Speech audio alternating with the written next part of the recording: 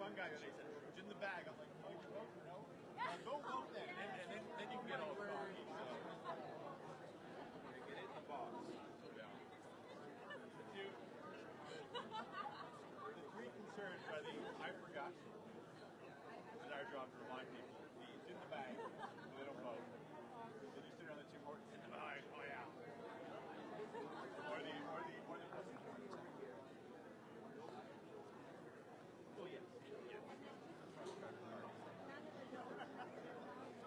No problem. How are you? How are you? No trouble. Good seeing you. Last night. Something. So, more like I did 5. irritation. We're getting 5. We're like 15 here. I said, but that's... No, we're doing a debate at a middle school. oh yeah, you talk.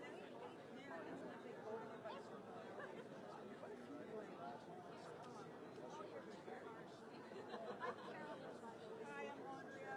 Well, plus I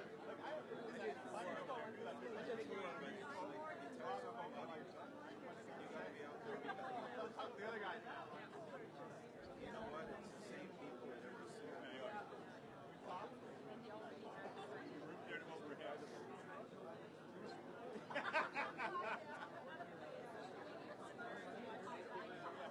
Give me a sausage.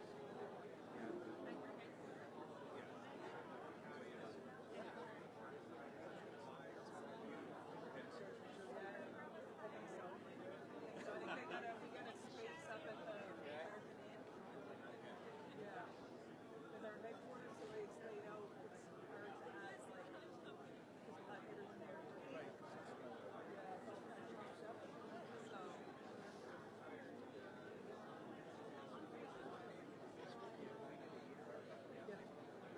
They have them. Where's Doug? Turn one of those open our heaters on.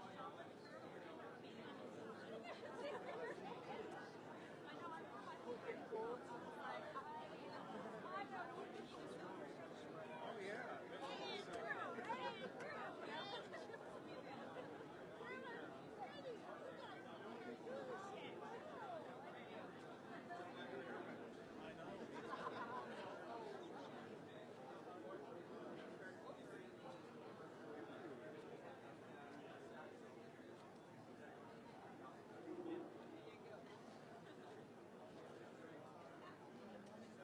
Oh, yeah.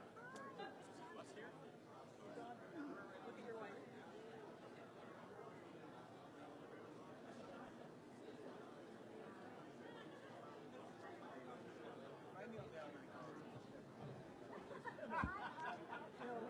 They just roll you over.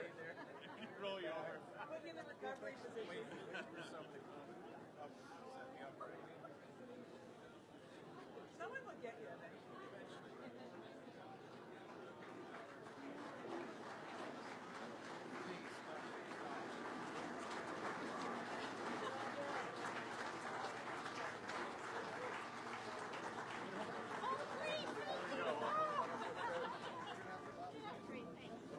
We even need it. We even need it. Oh, is it okay? Right here. Okay. How are you? Hello, Premier. Hi, Premier. Hi.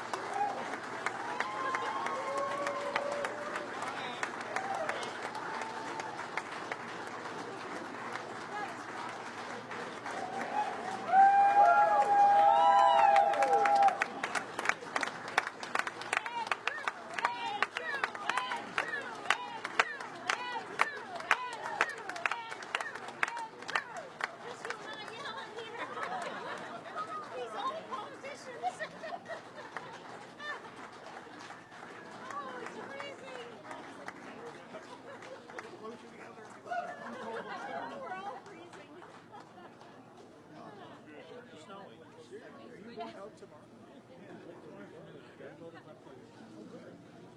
That's going to be the final in the afternoon. So late tomorrow afternoon, then Monday.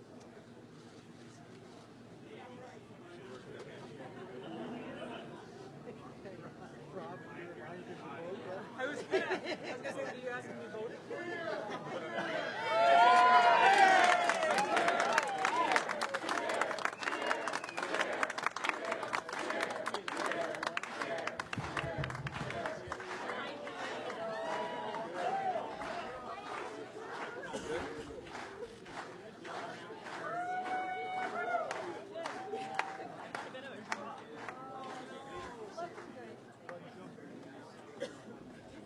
Sorry, Joe. Wow. Thank you very much. Good morning, Fredericton.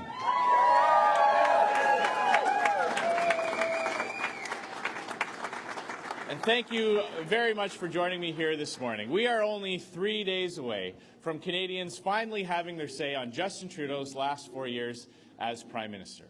Dans seulement 3 jours, les Canadiens pourront enfin se prononcer sur les dernières 4 ans de Justin Trudeau comme Premier ministre. 4 years of higher taxes, endless scandals, massive deficits, bigger household bills, and less money in your pockets. Now, I've spent the last 37 days traveling this great country, outlining my plan to help Canadians get ahead. Job number 1, we're going to scrap the Trudeau carbon tax.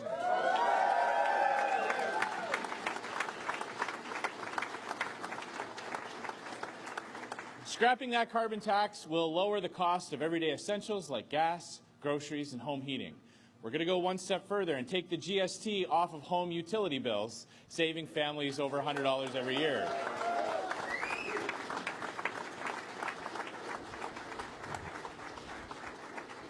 We'll introduce the universal tax cut, lowering the first income tax bracket, saving a family with average salaries $850.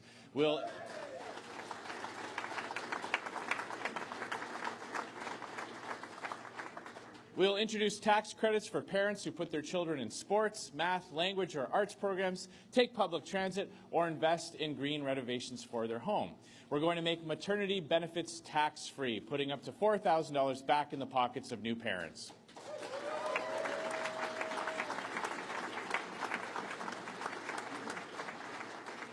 We're going to increase the age credit, helping a senior couple save an extra $300 per year. And we will boost the government matching contribution to our ESPs by 50% to help more parents save for their kids' education.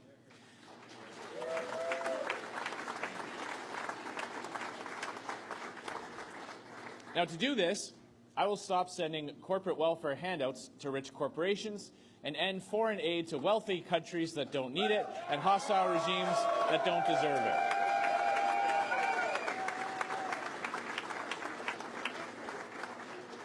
Now, over the last week, I've outlined my 100-day action plan, the steps a new Conservative government will take right away to put more money in Canadians' pockets.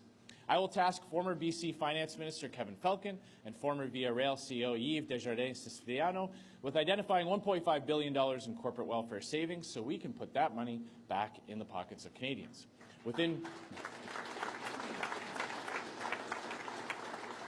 Within 45 days of forming government, my finance minister will table the Get Ahead Fiscal Update, which will lower taxes for Canadians before the end of the year. I will also convene a meeting of Canada's premiers in Ottawa on January 6, 2020, to begin breaking down interprovincial trade barriers to usher in a new era of national unity and cooperation.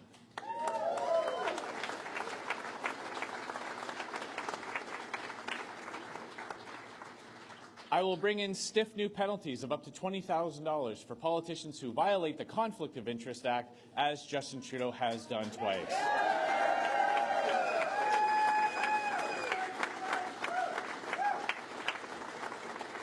And as I mentioned, that Get Ahead Fiscal Update will include repealing Justin Trudeau's carbon tax and taking the GST off home heating bills starting January 1st, so no Canadian is stuck paying more during another cold winter.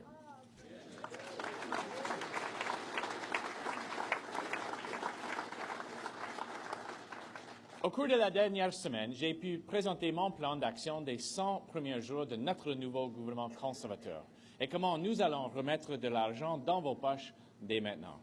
Je vais demander à l'ancien ministre des Finances de la Colombie-Britannique, Kevin Falcon, et l'ancien dirigeant de Villarreal, Yves Desjardins-Siciliano, d'identifier 1,5 milliard en subventions aux entreprises. Et je vais remettre cet argent dans les poches des Canadiens. Dans les premiers 45 jours de notre gouvernement, le ministre des Finances va présenter la mise à jour économique, plus pour vous dès maintenant. Je vais également convoquer une rencontre avec les premiers ministres provinciaux et territoriaux le 6 janvier prochain pour discuter de commerce intérieur. Je vais aussi mettre en place de nouvelles pénalités pour les politiciens comme Justin Trudeau qui enfreignent la loi sur les conflits d'intérêts. Et je vais annuler la taxe sur le carbone et éliminer la TPS sur le chauffage résidentiel dès le 1er janvier. Our plan is achievable. It's fully costed, and most importantly, we're going to get to work on it right away. Now, compare that to Justin Trudeau, who in the late stages of this campaign has left the door wide open to forming a coalition government with the NDP. So instead of hitting the ground running, Trudeau would spend his first 100 days scheming behind closed doors with the NDP, negotiating which NDP members of Parliament will get into cabinet and exactly how high he'll have to raise taxes to hang on to power. So let me be blunt. A Trudeau-led government with the NDP calling the shots would be the worst possible outcome for Canadians. Even higher taxes, bigger deficits, less jobs and less investment, and even less money in your pockets. This is the coalition Canadians cannot afford.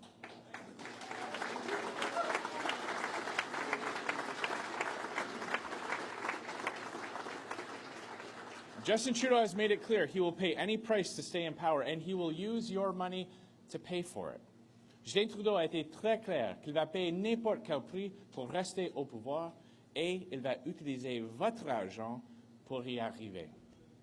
Now, we've looked at the Liberal and NDP platforms, and a coalition of the two would run a deficit of $40 billion next year alone. To pay for even half of these never-ending deficits, the Trudeau-NDP coalition would have to raise the GST from 5% to 7.5%, or cut completely the Canada social transfer to the provinces. These coalition deficits will raise your taxes and starve our vital public services of much-needed funds. And so, the choice is clear. An NDP government wearing a Justin Trudeau mask that will raise taxes, kill jobs, damage our economy, and take more money out of your pockets. Or a Conservative majority government that will live within its means and put more money in your pockets so you can get ahead.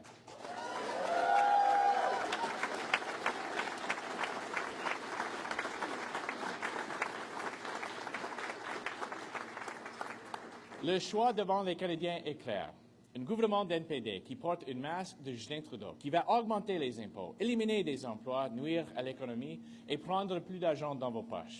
And take money from your pockets, or a Conservative Qui va vivre selon ses moyens et mettre plus d'argent dans vos poches pour que vous puissiez en avoir plus dès maintenant.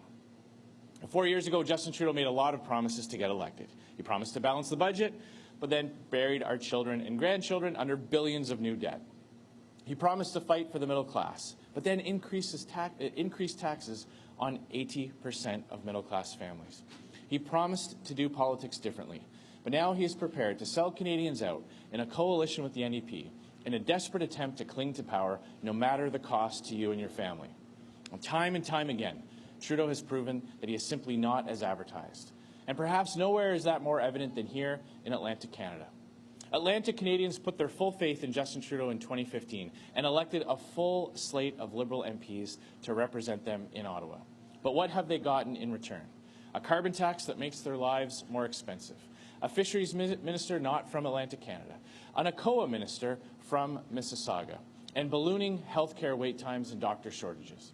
In 2015, Justin Trudeau went 32 for 32 in Atlantic Canada, and ever since, Atlantic Canada has gone 0 for 32.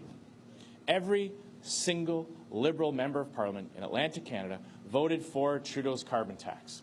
Every single Liberal MP in Atlantic Canada voted in favour of Trudeau's attack on small businesses. And every single Liberal member of Parliament in Atlantic Canada stood by and watched Justin Trudeau as he put thousands of people in the energy sector out of work.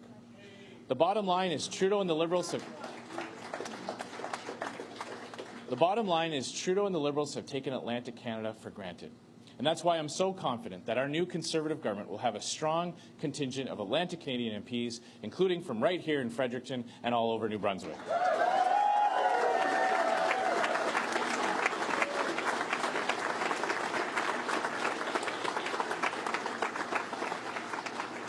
And so as this campaign draws to a close and as Canadians make their final decision, I say this. Joignez-vous à des millions de Canadiens qui ont déjà décidé de voter conservateur parce qu'ils votent pour un meilleur futur, pour un pays plus uni, où aucune ambition et aucun objectif ne sont hors de portée et aucun projet n'est impossible à réaliser. Join the millions of Canadians who are already voting Conservative because they're voting for a brighter future, for a closer, more united country, where no ambition is too bold, where no goal is out of reach, and no project is too big, where Canadians from every province and territory and First Nation can take part in and contribute to our shared prosperity, and where the government gets out of your way, so the only thing standing between you and the life you want is the desire to make it a reality. So let's turn the page on a Prime Minister who long ago lost the moral authority to govern, and a Trudeau NDP coalition that will cost you thousands of dollars more every year. And let's choose a Conservative majority government that will lower taxes and put more money back into your pockets, that will balance our budget to protect important public services like healthcare, that will unite Canadians under our shared values and shared prosperity, and that will get our energy sector back to work by creating a national energy corridor and bringing in good jobs in every province.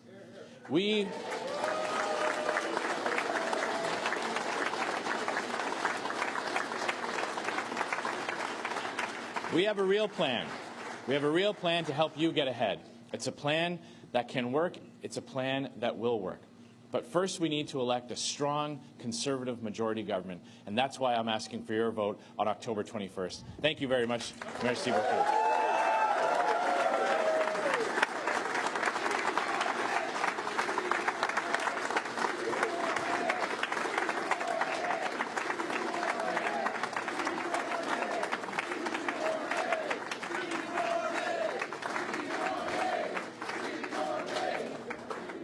Happy to take your questions now. Good morning, Mr. Scheer. Katie Simpson, CBC News. There are several things that you've said repeatedly throughout this campaign that your opponents straight up say are not true. You keep saying the Liberals are going to introduce a new home sales tax, despite the fact they say it's not happening, it's not counted in their platform.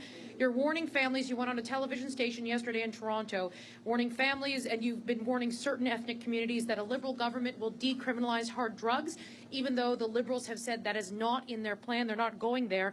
And just now, without any evidence, you're saying that the Liberals and the NDP would need to raise the GST to 7%. No one has said that.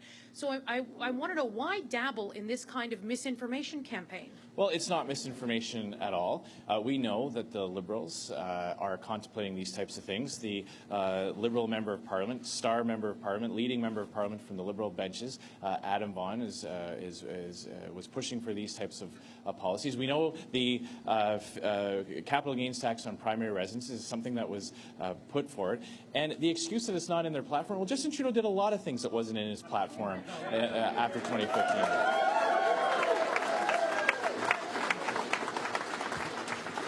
And so you'll pardon me if I don't trust him on that. On decriminalization, of course, we know that many Liberal candidates are advocating for this. We know that it was considered by the Liberal members of Parliament on the Health Committee. We know it's something that the NDP supports. So this is clearly the type of thing that Canadians need to be concerned about during discussions between Liberals and NDP to form a coalition government. Now, as for the raising taxes, we can be sure that taxes will go up to pay for an NDP coalition. This is the coalition that you cannot afford. And so Justin Trudeau needs to come clean.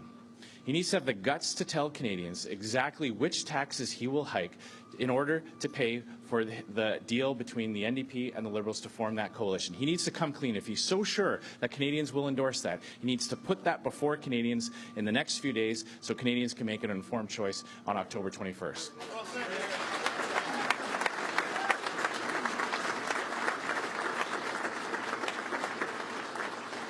Alors, c'est clair que les libéraux ont considéré les choses comme les nouveaux taxes sur les résidences personnelles premières et la décriminalisation des drogues dures. Et c'est clair qu'avec une coalition entre le NDP et le libéral, il va avoir dû augmenter les impôts pour payer pour les grands déficits. Alors, si Justin Trudeau est si confiant que les Canadiens veulent avoir un gouvernement coalition entre le NDP et les libéraux, il doit avoir le courage d'expliquer exactement quel impôt il va augmenter pour payer pour cette coalition, et il doit faire ça immédiatement lorsque les Canadiens peuvent faire un choix informé le 21 octobre. My follow-up question is, Adam Vaughan, the candidate you keep pointing out, has gone on CBC News repeatedly, has gone on other news outlets and said it is straight up not true. I have obtained the documents that you're referencing. It was not presented as a proposal. It was an idea that was collected at a town hall that was included in some documents. It was not included in that pitch. And as part of my follow-up, the raise in the GST, no one has said they're going to do that. Why? Did you just pick it out of thin air? It doesn't, there's no evidence. Back to the principal residence, sale and principal residence. Under this Liberal government, under direction from this Liberal government, the Canada Revenue Agency has started to track information related to the sale of principal residences. So that is clearly something that they have initiated under this Liberal government, and we know that this was a policy submission to the Liberal platform. As it relates to raising the GST, we are showing Canadians the types of costs that will be associated with this massive amount of new deficits. They will have to make choices. They will run these massive deficits, $40 billion of new deficits alone to pay for the NDP Liberal coalition promises. That money has to come from somewhere. Raising the GST from 5 to 7.5% is one option. If they are not going to raise the GST, they have to explain which taxes they will raise to pay for it. And that is my challenge to Justin Trudeau today. If he is so sure, if he is so sure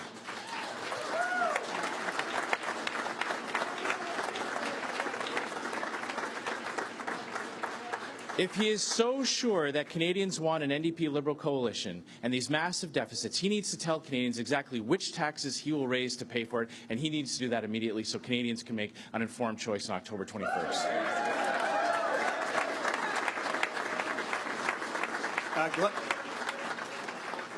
En français. Sous Justin Trudeau, sous le gouvernement libéral, leur agence de revenus a commencé de ramasser l'information liée de les vendre de les résidences premières. Alors c'est clair que c'est quelque chose qu'ils sont en train de considérer. Et avec l'exemple de le TPS, pour payer pour les grands déficits de coalition, il doit augmenter les impôts. Le TPS, c'est un exemple. Si ce n'est pas le TPS, Justin Trudeau doit avoir le courage d'expliquer aux Canadiens exactement quelles taxes et impôts il va augmenter pour payer pour la coalition entre NDP, NPD et les libéraux. Glenn McGregor, CTV News. Mr. Scheer, we've heard a lot about the nastiness of this campaign and the tone. Yesterday, Jagmeet Singh said he doesn't respect Conservatives. I'm wondering if you feel the same way about New Democrat supporters. You know, I respect all Canadians, and I respect people who have a different point of view. And my role is to convince Canadians and show them how my policies will lead to a better Canada and make life more affordable. And I can disagree with people without insulting them. And I've even had members of my family run for the NDP, and I still certainly respect them, and we still have lots of great conversations around the dinner table. Oui, j'ai le respect pour tous les Canadiens, n'importe quelle opinion, n'importe quel parti il appuie. Et je peux vous dire que, comme le chef du Parti conservateur, c'est à moi de montrer aux Canadiens les bénéfices de notre plateforme. Et j'ai des membres de mon famille qui ont présenté pour l'NPD dans les anciennes élections, et j'ai beaucoup de respect pour eux aussi. In that spirit, a few days ago here in Fredericton, I asked Justin Trudeau what he liked or admired about you, and he said that you appear to be a good family man. Without borrowing that response, give you the opportunity to say something back about him or what that you like or respect about him. I respect the fact that he is sacrificing a lot for what he believes in. I disagree with what he believes in. I disagree with his policies. But anybody who enters public life and puts themselves through everything from the media scrutiny to the travel, the long hours, so I certainly do respect his dedication. En français.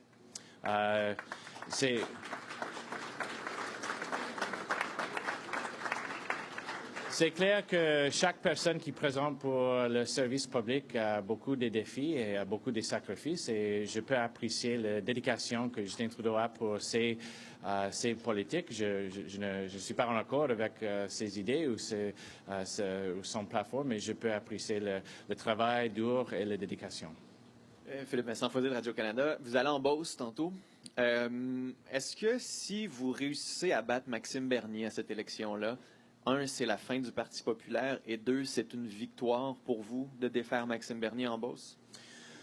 C'est une victoire de gagner tous les sièges, et nous avons des bonnes raisons d'être confiants en Beauce. C'est pas à moi de décider le futur de notre parti, mais pour toutes les personnes qui sont tannées de Justin Trudeau, tannées de ses déficits, tannées de la façon qu'elle a représenté le Canada aux scènes mondiales, c'est le Parti conservateur qui peut remplacer, c'est moi qui peux remplacer Justin Trudeau comme Premier ministre. Sure. So it's always a victory when we win seats, no matter where they are. And we have reasons to be very optimistic in Beauce, and we have a great candidate. Nous avons un candidat excellent. So I'll be there to support our great candidate. As to the future of that party, that is not for me to decide. But I can say to every Canadian who is tired of Justin Trudeau's high taxes, massive deficits, and the way he's embarrassed Canada on the world stage, it's the Conservative Party of Canada that can replace the Liberals, and it is me who can replace Justin Trudeau.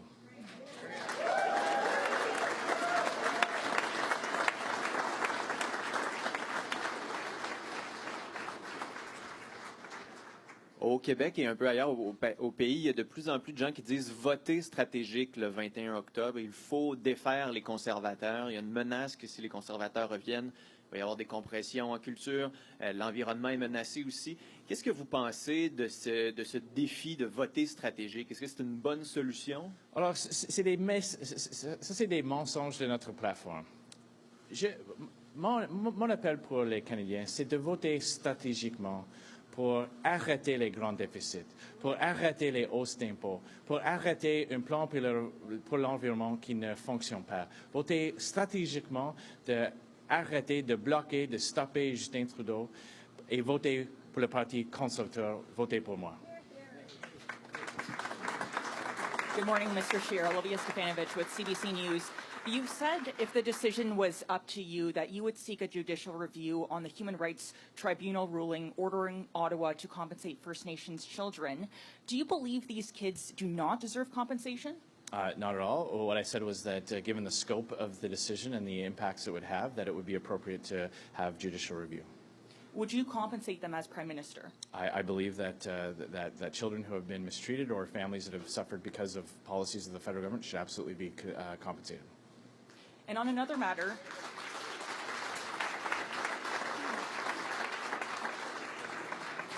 your intention is to repeal the carbon tax legislation that the Trudeau government brought in.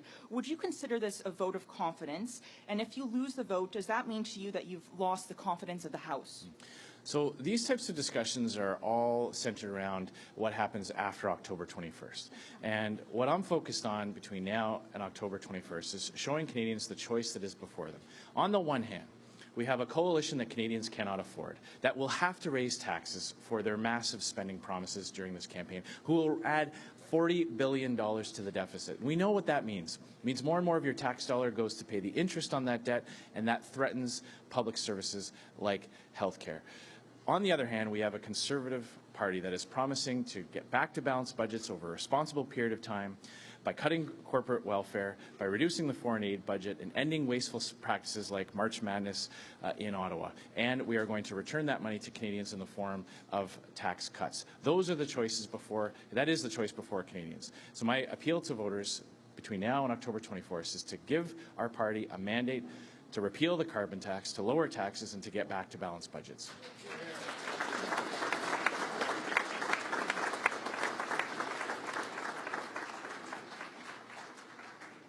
Good morning, Christy Kirkup with the Globe and Mail. What is your assessment of the current BC government, given that Christy Clark's Liberals secured the most number of seats, but she is not the Premier? I will leave it to the voters of British Columbia to assess the performance of the current government in British Columbia. My pitch to voters between now and October 21st is to vote for stability, vote for a strong majority government, a conservative majority government that can get back to balanced budgets, stop borrowing billions and billions of dollars from future generations, from current generations, stop threatening our vital public services, and elect a government that will get back to balanced budgets and lower taxes all along the way.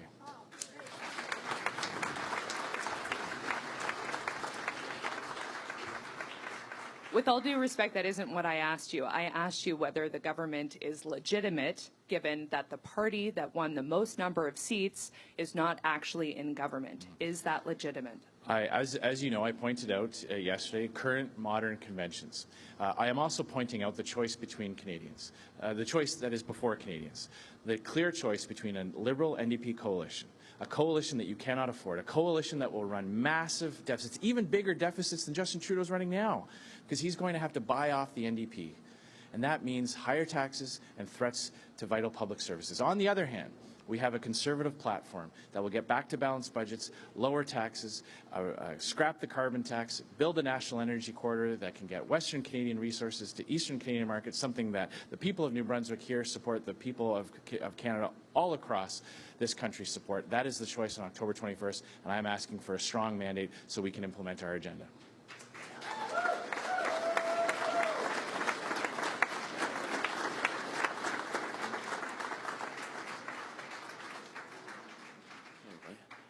Hi, Mr. Scheer. Michael Couture with Global National. I wanted to ask you about Brexit and whether or not you think the UK should leave the EU under the terms of the agreement reached between the two sides yesterday, and if so, why? That is ultimately up to British lawmakers who will make that decision.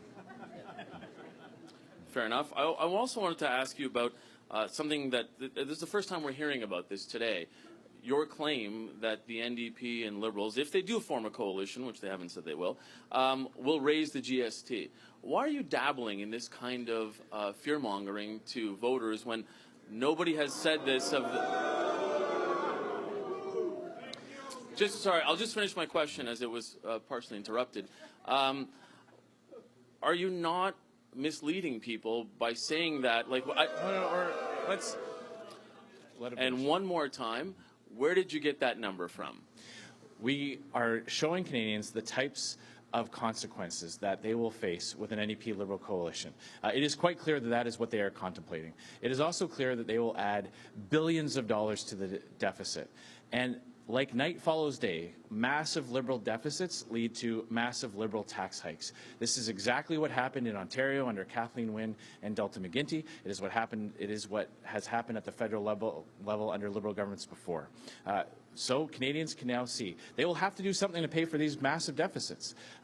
Raising the GST may be one of is one option. They may raise other taxes, and that is why I say Justin Trudeau needs to have the guts to tell Canadians immediately which tax hikes he will implement, which policies of the NDP he will accept in order to stay in power. He has the obligation to tell Canadians exactly what they are voting for on Monday. Canadians know what they are voting for when they vote Conservative. They are voting for fiscal responsibility, a responsible plan to get back to balanced budgets, and tax cuts that will help make life more affordable so Canadians get ahead. That is the choice on Monday, and I'm asking Canadians for a mandate.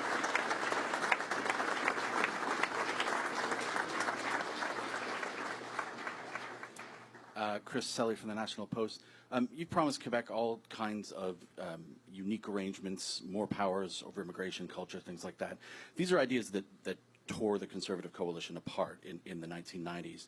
Do you think that the modern Conservative movement, the modern party, and your supporters are united behind this idea of asymmetrical federalism? I absolutely believe that Conservatives acknowledge that les Québécois form une nation dans un Canada uni. That's something that our party supported, and there are principles that flow from that. We are the party that believes in decentralization, and we are prepared to sit down with Premier Legault and talk about how Quebec's culture culture and its history and its language can be protected within a united Canada. At the same time, we believe in decentralized principles for other provinces. We are the only party that respects provincial jurisdiction, that rejects the Ottawa knows best approach, top-down federal government, and wants to work collaboratively with the premiers. Justin Trudeau is currently fighting several premiers in court. He is literally campaigning in this election by attacking provincial premiers. We will have a cooperative approach and sit down with premiers around the table after this election to get things done for Canadians.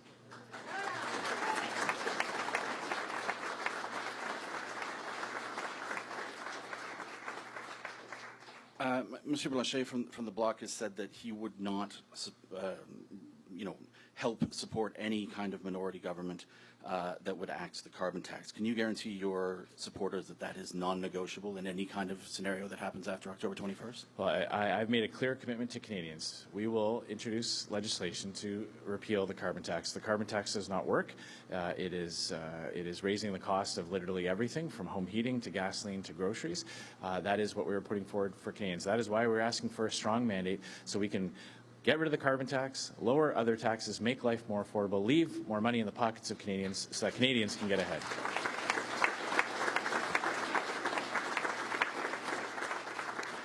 Alors, j'étais clair avec les Canadiens. Notre premier projet de loi va être appelé la loi pour annuler la taxe sur le carbone. Ça, c'est dans notre plateforme, c'est un engagement de la première priorité. Je ne vais pas spéculer sur les scénarios après le 21 octobre.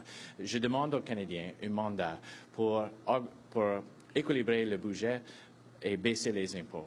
Ça, c'est mon appel dans les derniers 3 jours de cette campagne. Ce sera le choix pour les Canadiens le lundi.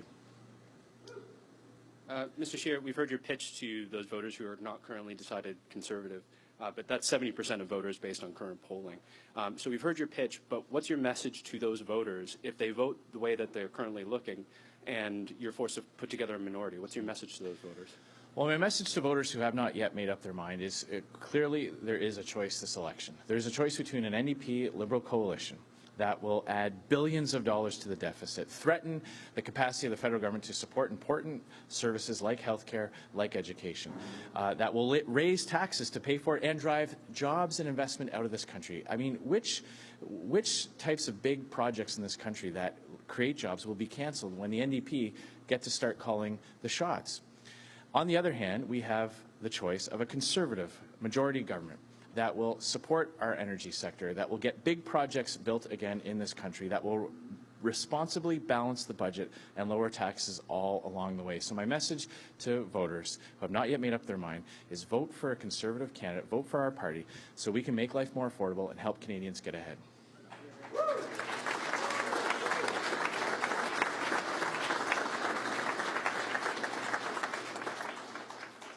Toronto Mayor John Tory has said that he had significant concerns about your platform, specifically around your approach to the opioid crisis and to transit infrastructure.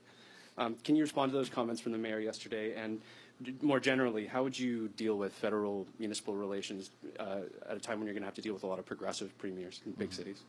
Well, I've had numerous meetings with Mayor Tory. We've had very productive conversations, and I would remind him that it is only the Conservative Party. I am the only federal leader that has made a full commitment, an unequivocal commitment to the Ontario and Yonge Line expansions. That is something that is very important to the people of Toronto, and my commitment is that we will ensure that the overall amount for spending on infrastructure is protected. At the same time, I would remind him that we are the only party that is talking about cracking down on gang violence, and that is a problem all over the GTA, and we are going to go after the real criminals, the members of gangs, and the drug and firearms traffickers. That we are the only party that will make our communities in the GTA and all over Canada safer by going after real criminals.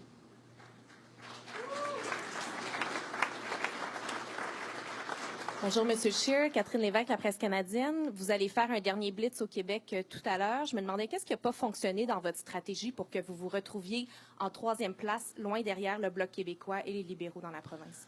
Nous sommes très contents avec notre campagne au Québec et nous avons des candidats extraordinaires. Nous avons une plateforme pour le Québec exceptionnelle et comme nous avons vu dans les autres élections comme les partielles, nous sommes très optimistes pour des gains au Québec.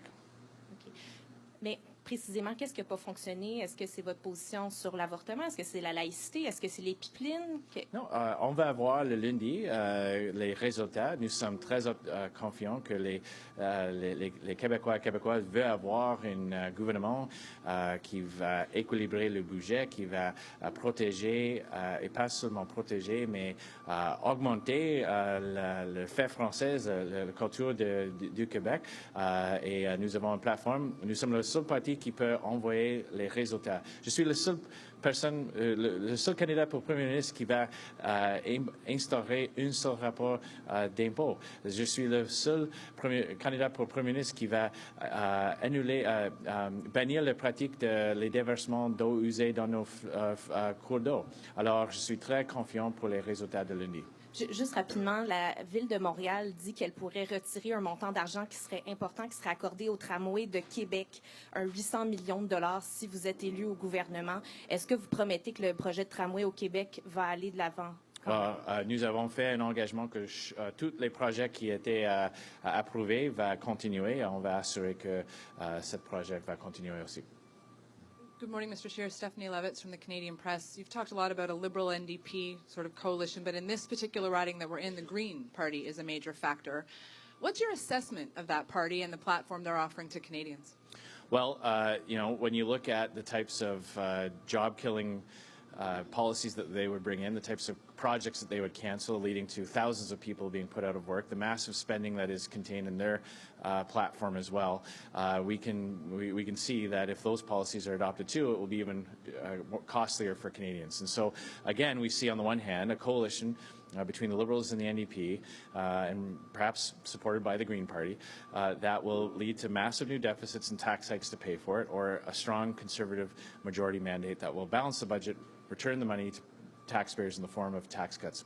Et si je peux, sur la question sur le tramway à Québec, je veux ajouter que nous sommes le seul parti qui est en faveur de le troisième lien. Et je suis sûr que les gens de la Ville de Québec veulent avoir le troisième lien. Et nous sommes le seul parti qui peut former le gouvernement pour envoyer le troisième lien à Québec. And just as my second question, if we could cast our gaze a bit outside of Canada's borders, the situation in Syria. To what extent is Donald Trump's abandonment of Syria to blame and for paving the way for Turkish invasion? And do you think Turkey should remain a member of NATO? Well, I will say that I believe it was the wrong decision to leave the Kurds. These are people who fought alongside us in the fight against ISIS. And I can say that as Prime Minister of Canada, I will certainly expect all members of NATO to respect human rights and international law.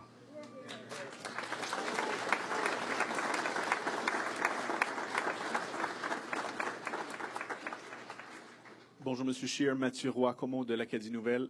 L'avortement a été un sujet assez important, surtout à Fredericton. Pensez-vous que le Nouveau-Brunswick respecte la loi canadienne sur la santé en ce moment, le Nouveau-Brunswick, en ne finançant pas les avortements à l'extérieur des hôpitaux?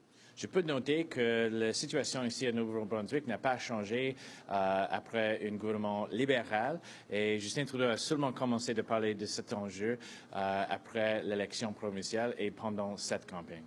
Donc, est-ce que la loi canadienne sur la santé oblige les provinces à financer les avortements à l'extérieur des hôpitaux? Allez-vous obliger la province à financer les avortements à l'extérieur des hôpitaux? Alors, comme j'ai dit, ça c'est un enjeu qui n'a pas changé depuis un gouvernement libéral ici au Nouveau-Brunswick. Et c'est seulement dans cette campagne fédérale que Justin Trudeau essaie de jouer les petits politiques. On va toujours appuyer la loi sur la santé au Canada, le Canada Health Act, et on va augmenter les investissements pour les services de santé par au minimum 3%. Et ça, c'est notre engagement pour les Canadiens et Canadiennes. Yeah, so I will note that nothing has changed in the province of New Brunswick in terms of this policy from the previous Liberal government here provincially, and it is only during this federal election campaign and with a progressive Conservative government provincially that Justin Trudeau is trying to make this an issue. So it's quite clear he's trying to play politics with this issue. Our commitment to Canadians is that we will increase funding for healthcare services by at least 3% every year.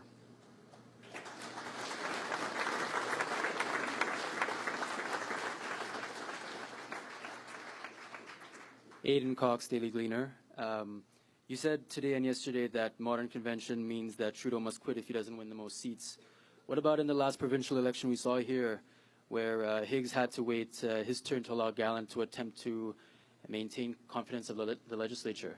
Well, as I mentioned, I was pointing to modern Canadian history at the federal level where prime ministers who came out of the election with fewer seats followed that practice.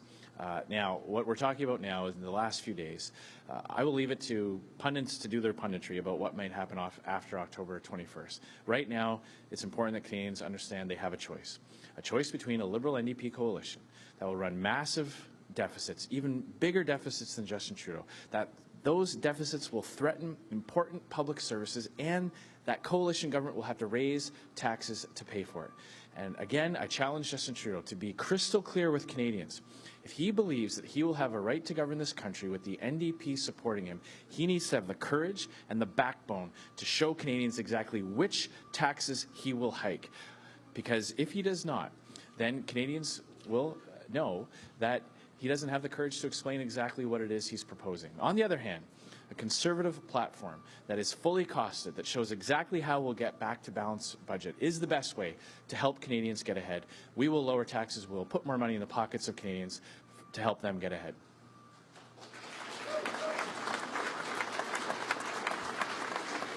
Thank you very much. Merci beaucoup. Thanks.